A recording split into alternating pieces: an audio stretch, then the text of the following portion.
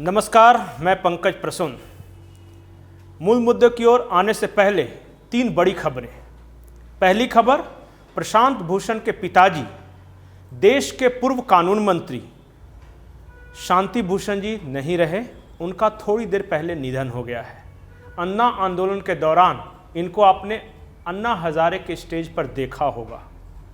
ये जाने माने कानूनविद भी थे और शांति भूषण सामाजिक मुद्दों पर मुखर होकर बोलते भी थे। दूसरी बड़ी खबर यह है कि आंध्र प्रदेश की नई राजधानी अब विशाखापत्तनम होगी। आंध्र प्रदेश के मुख्यमंत्री ने इसका ऐलान आज किया है और जो G20 सम्मेलन या जो भी बड़े इवेंट्स होंगे अब विशाखापत्तनम में होंगे। तीसरी बड़ी खबर कि 1 अप्रैल के बाद 15 साल से ज़्यादा जो भी पुरानी गाड़ियां हैं वो सड़क पर नहीं चल सकेगी। नितिन गडकरी ने आज इसका ऐलान कर दिया। डेडलाइन थी 1 अप्रैल। उन्होंने कहा कि अब 1 अप्रैल से ज़्यादा ये डेडलाइन नहीं बढ़ने वाली। इसका मतलब कि अगर आपके पास 15 साल से ज़्यादा पुरानी गाड़ी है और 1 अप्रैल या उसके बाद आप उसे सड़कों पर लेकर निकलें तो ट्रैफिक पुलिस चालान ही नहीं करेगी, आपकी गाड़ी जब्त भी हो सकती है। अब आते हैं मूल राष्ट्रीय मुद्दे की ओर। अडानी वाला विवाद आप बहुत सुन रहे होंगे। उसके दोनों पक्षों के बारे में मैंने बताया कि कैसे हिंडनबर्ग ने क्या क्या अपनी जो फाइंडिंग्स थी और क्या क्या आरोप हैं, और दूसरी मैंने ये बताया कि कैसे बिजनेस वारफेयर चल रहा है।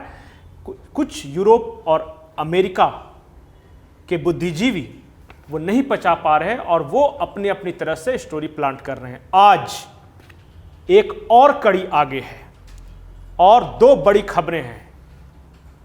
पहली बड़ी खबर ये कि इजराइल और UAE खुलकर अडानी के समर्थन में उतर आया है। इजराइल के प्रधानमंत्री बेंजामिन नेतन्याहू ने कहा कि अडानी के साथ जो अमेरिका एक फर्म के सहारे कर रहा है उसे हम अच्छी तरह समझते हैं और इजराइल के सबसे बड़े पोर्ट जो हाइफा पोर्ट बोलते हैं उसके पूरे मेंटेनेंस रख रखाव की जिम्मेदारी अडानी ग्रुप को दे दी गई है 2055 तक। इस मौके पर हाइफा शहर के बारे में बातचीत करते हुए इजराइल के प्रधानमंत्री ने बेहद रोचक बातें कही। उन्होंने कहा कि भारत और इजराइल की दोस्ती 1947 के बाद से नहीं शुरू हुई। उन्होंने कहा कि 23 सितंबर 1918 मैसूर, हैदराबाद और जोधपुर से गए भारतीय सैनिकों ने हाइफा शहर को दुश्मनों से आज़ाद कराया था और तब से हाइफा के लोग भारतीयों को अपना दोस्त समझते हैं।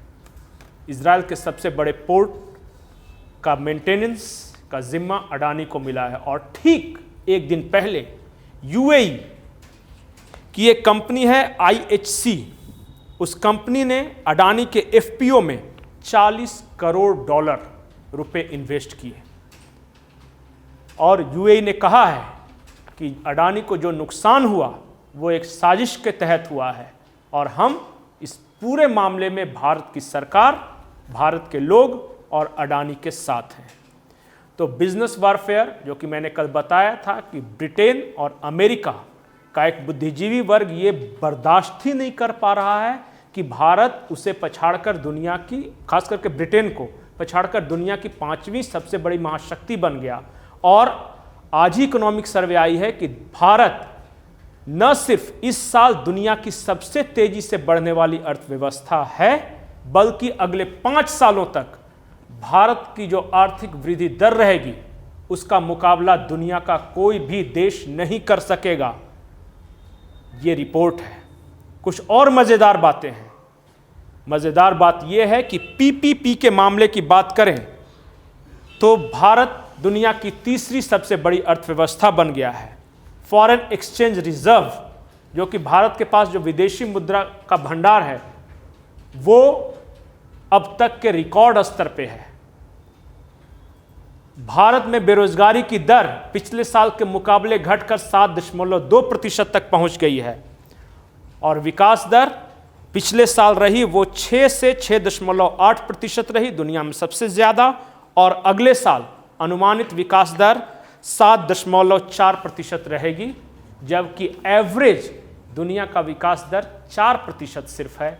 उस दौर में भारत की अर्थव्यवस्था 7.5% की रफ्तार से बढ़ रही है और वर्ल्ड बैंक का अनुमान है कि अगले 5 साल तक भारत की अर्थव्यवस्था सबसे तेजी से बढ़ने वाली अर्थव्यवस्था रहेगी। जाहिर तौर पर भारत की अर्थव्यवस्था को नकारात्मक रूप से दिखाने वाले लोगों की संख्या भी बढ़ेगी। कुछ ऐसी साजिशें भी होगी जिससे यहाँ की अर्थव्यवस्था को कहीं न कहीं धक्का पहुँचे। वो साजिशें अंदर से भी होंगी, बाहर से भी होंगी। लेकिन प्रधानमंत्री मोदी ने आज बजट सत्र से पहले एक बेहद महत्वपूर्ण बात कही। उन्होंने कहा कि भारत का जो बजट पेश होगा उस पर सिर्फ भारत के लोगों की निगाहें नहीं होगी, बल्कि दुनिया भर में जो हमारे मित्र राष्ट्र हैं उन सब की भी निगाहें होंगी। मैसेज बड़ा है, ये लाउड और क्लियर है। अब आते हैं झारखंड की ओर। झारखंड की बात होगी तो राजनीति की बात होगी, और राजनीति की बात होगी तो मुख्यमंत्री हेमंत सोरेन के बयानों की चर्चा होगी। और हेमंत सोरेन लगातार इधर कुछ दिनों में उन्होंने कुछ ऐसे बयान दिए हैं। उन्होंने कहा है कि झारखंड में PIL करने वाला एक गैंग है। उन्होंने कहा है कि इस गैंग को न्यायपालिका का भी समर्थन है। हेमंत सोरेन ने यह भी कहा कि कुछ पत्रकारों की भूमिका भी झारखंड के हितों के खिलाफ है। मुख्यमंत्री ने यह भी कहा कि विरोधियों को गांव में घुसने नहीं देंगे। मुख्यमंत्री ने यह भी कहा कि जांच एजेंसियां, PIL गैंग, न्यायपालिका के कुछ लोग, पत्रकार और विपक्ष सबको ठीक कर देंगे। इस मैसेज के दूरगामी परिणाम होंगे, क्योंकि वर्तमान में जो स्थिति है वो हमेशा नहीं रहेगी, और जब नहीं रहेगी तो उस वक्त क्या होगा वो हमें नहीं पता। दूसरी बड़ी बात है कि मुख्यमंत्री हेमंत सोरेन ने अर्थव्यवस्था के मोर्चे पर कही है। उन्होंने कहा है कि झारखंड की कुल कमाई का जो 60% है वो सैलरी देने में खर्च होता है। हमारे पास बचता सिर्फ 40% है। अगर झारखंड सरकार की कमाई 100 रुपये है तो 60 से 67 रुपये हम सिर्फ सैलरी दे रहे हैं, और वो जो बचते हैं पैसे 33 रुपये से 40 रुपये, उसी के में हम जनता की भलाई के लिए काम करते हैं, योजनाएं बनाते हैं। अगर मुख्यमंत्री के इस बयान को सच माना जाए तो झारखंड में जनता के लिए योजनाएं बन रही है, उनमें पैसों की कमी है। और ये हालत तब है जब यहाँ की सैलरी वो कह रहे हैं कि बहुत ज़्यादा दे रहे हैं, लेकिन यहाँ के हर सरकारी डिपार्टमेंट में खाली पदों की संख्या साल दर साल बढ़ती जा रही है। और कुछ तो ऐसे विभाग हैं जहाँ 50% मैन पावर भी नहीं है। अगर सारी वैकेंसी भर दी जाए तो मुख्यमंत्री के बयान के अनुसार भी माने तो आमदनी का एक बड़ा हिस्सा, अभी ही 60 पैसे चले जा रहे हैं 100 में, तो उस वक्त क्या हालत होगी। बात बिहार की।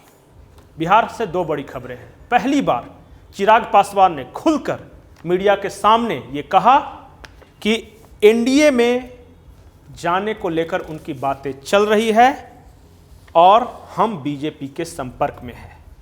इससे पहले इतना खुलकर चिराग पासवान ने बयान नहीं दिया था, आज उन्होंने मीडिया के सामने दिया।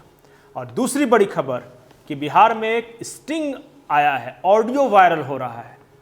उस ऑडियो की माने तो शिक्षा मंत्री चंद्रशेखर को रामचरितमानस के खिलाफ बयान देने के लिए तेजस्वी यादव ने कहा था।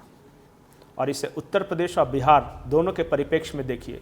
स्वामी प्रसाद मौर्य रामचरितमानस के खिलाफ बयान देते हैं तो समाजवादी पार्टी में महासचिव के पद से नवाजे जाते हैं। बिहार में कहा जा रहा है कि तेजस्वी यादव ने कहा था, जो कि ऑडियो की माने तो जो ऑडियो वायरल हो रहा है उसके अनुसार। तो क्या बिहार में लालू के बेटे और उत्तर प्रदेश में मुलायम के बेटे जानबूझकर अपने नेताओं से रामचरितमानस के खिलाफ बयान दिलवा रहे हैं?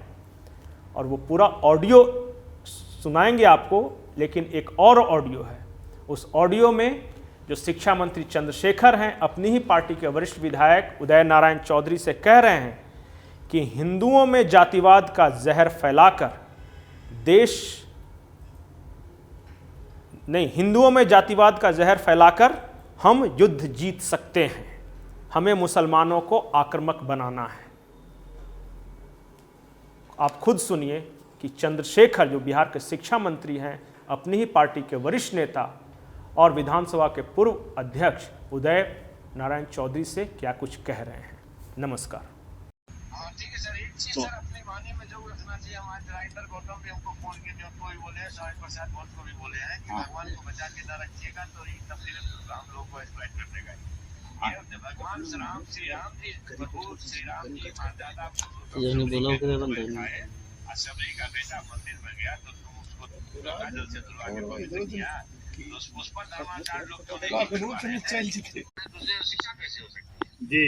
अब उसने संयोग से 1951 का एक एडिशन मिल गया किताब का जी जी। हम कहे थे लक्ष्मण यादव ने जो है वो यूपी वाले यूनिवर्सिटी प्रोफेसर जी जी, आप 100 बरस पुराना खोजिए, अगर मिल जाएगा ना मतलब मारना ही होगा जी। मिल भी गया, तारना मतलब दम देना, वो रिप्लेस लगा दिया है।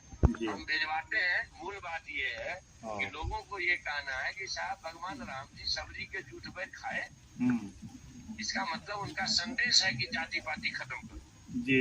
भगवान की जी सुपन बगैर डूम के आए संदेश है कि जाति पाति खत्म करो, ये बेड़ा कर जी जी।